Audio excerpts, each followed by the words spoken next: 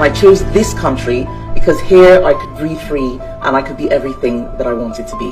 I grew up in Nigeria and I saw firsthand what happens when politicians are in it for themselves, when they use public money as their private piggy banks, when they promise the earth and pollute not just the air but the whole political atmosphere with their failure to serve others. I saw what socialism means for millions. It's poverty and broken dreams. I came to Britain determined to make my way in a country where hard work and honest endeavour can take you anywhere.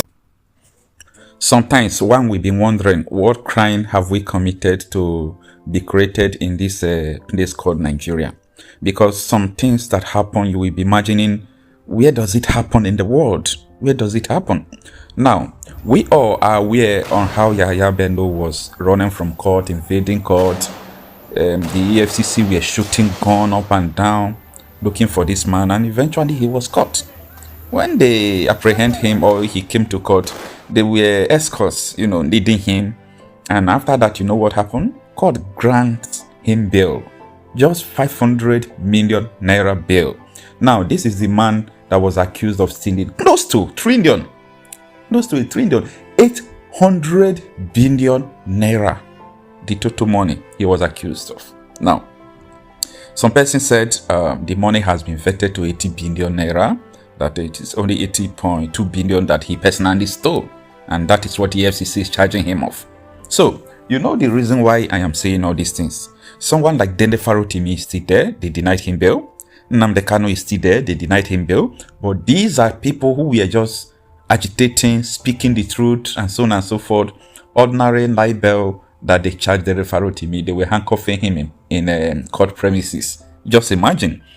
Now, there is a breaking news that 80.2 billion fraud, court grants Yahaya Bello 500 million bail.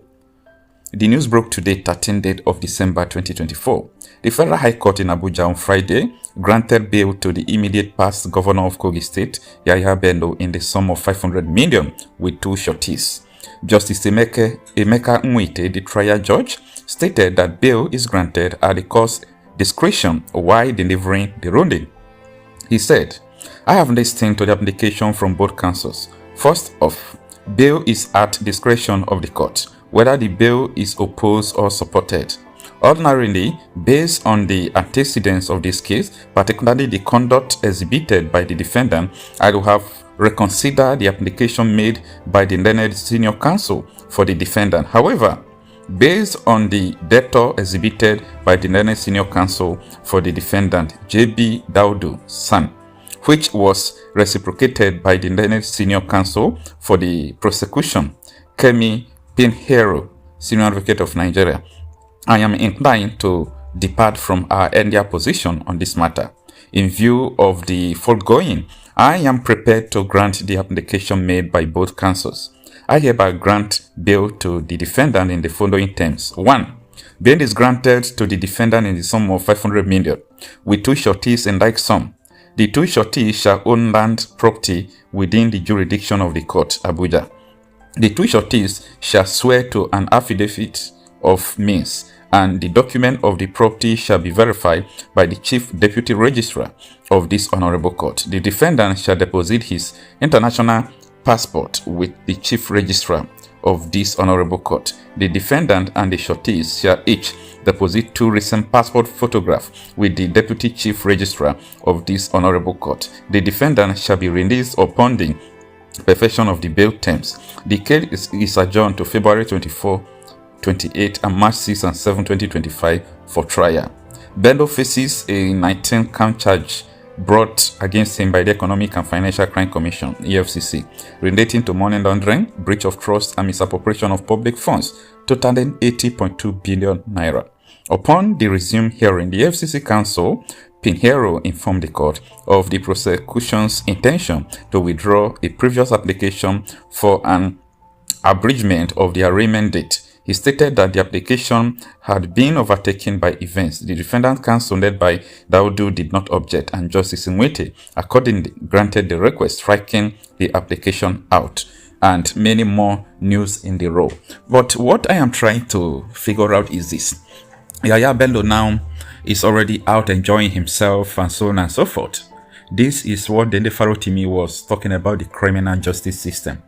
Upon everything this man has done against the court, upon how this man was running, playing with everybody. Look at what happened in Abuja when he came with the incumbent governor of Kogi State. So they were shooting guns. It's like a war, battle to battle. Come on, after everything, they still grants in bail. This is uncalled for. It's uncalled for. This is a miscarriage of justice. Why I say so is because everybody knows what I'm talking about. That we don't have a good justice system. It's a criminal justice system. It might not be the whole judge, but 90% of them is enough to generalize. Release Nnamdi Kanu, release Dele Farotimi. There are so many who are ravishing in detention who does nothing. People that ordinarily protested. You charge them for treason, you did not release them. But someone who stole billions upon billions of naira, you think that is not enough to charge him for anything you can talk of? It's not enough to do what you want to do? Let me tell you, if Nigeria happens to be like a country like China, the North Korea, and so many other countries, Yahaya Bello should be facing a firing squad by now. He should be facing a firing squad. Not doing exercise, not doing all those things he's doing. If Nigeria is a reasonable country, someone like Yahaya Bello and all these corrupt people should be facing firing squad, or they will hang them. But the people who has done nothing has been going through hell. They have been, persecuted for speaking the truth. You can't speak the truth. Burna Boy said Nigeria was not made to be a nation that is a British business. Royal Niger Company, they came after him. Davido said people shouldn't go back home and invest because your money will just be ravishing. They came against him. Today, Lagos state government, after borrowing dollars upon dollars, they converted to Naira, and Naira loses value. They lost 500 and something billion to the foreign loan. That was what Davido was saying. They came against him. If you talk, they will come against you. But I thank those who have the courage who are talking. This, the leader of the Conservative Party in the United Kingdom, Kemi knows what she is talking about Nigeria. She said she has no connection with the Nigerian-linked Boko Haram of the North. And people are saying, no, this lady don't know what she's saying. How can a public figure who is leading #1 political party in the world is coming out to say such a thing? She's denting the image of Nigeria. Nigeria get image. Nigeria get image. What kind of bullshit image are you talking about? Do we have image? And, I marveled at some people's intelligence on how they think, on how they come to a conclusion that the world don't know what is going on in Nigeria. So you saw so many multinationals, many companies leaving Nigeria. Oh, you think that they are just leaving for nothing? Apart from the loss of profit, they are seeing the criminal justice system. If something happens to them tomorrow, it will be difficult for them to get justice. They saw so many things before they left. There is no level playing field. So when you accuse or you come against someone because he or she is speaking the truth, we have someone like Ngozi Okonjo-Iweala, someone like Ojukwu wife, those people that are always mute. And I pray, I respect them so much, but I pray they remain mute till they die. Let them not just talk at all. Because if you talk, you will die. If you did not talk, you will die. So we will talk and die. For people who knows the truth, who refuse to speak the truth, we still die like that. I have to make my conscience free. That is why I am always talking. You must speak forth. There is nothing on earth that one day will close our eyes and nobody will. You will be remembered for what you have done. People remember Abacha today, they remember his atrocities.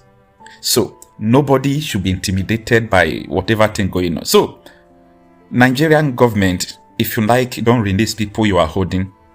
Those people will outlive everyone who has put them in prison. Nnamdi Kanu will outlive people who put him in prison. Dele Farotimi will outlive people who put them in prison. The end shall tell. Now, Yahaya Bello is free, right?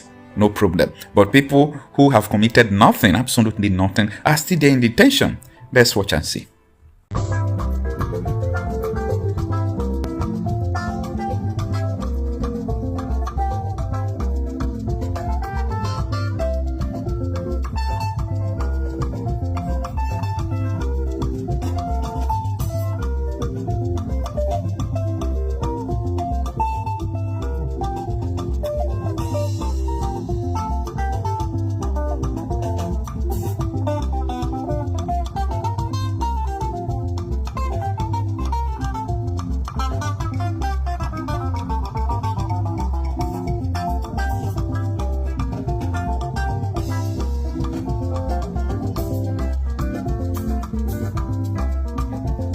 Amoku Kanu, Amoku Kanu,